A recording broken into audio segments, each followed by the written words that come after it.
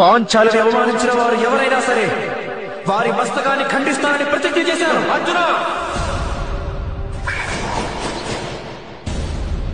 రాజసభలో శస్త్రాన్ని సంధించిన అపరాధానికి నేను నీకు మరణదండన విధిస్తున్నాను. అర్జున, మీరు మరణదండన విధించలేరు మహారాజా.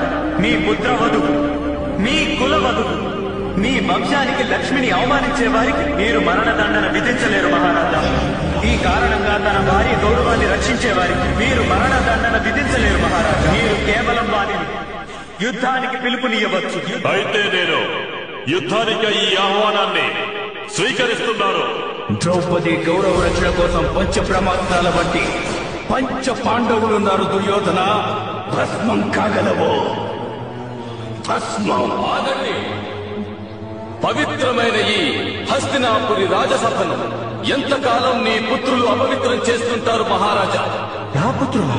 నేను ఈ రాజసభలో మరి ఒక క్షణం కూడా ఉండలేను. మహారాజా, ఒక భవనం నేలకొనిపోతుందేమోనన్న భయం ఉన్నప్పుడు బుద్ధిమంతులైన వారు దాని మధ్య గోడను నిర్మించి భవనాన్ని రక్షిస్తారు.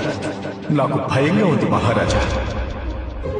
కురువంశ సంరక్షణ కోసం రాజ్యాన్ని విభజించవలసిన సమయం వచ్చేసి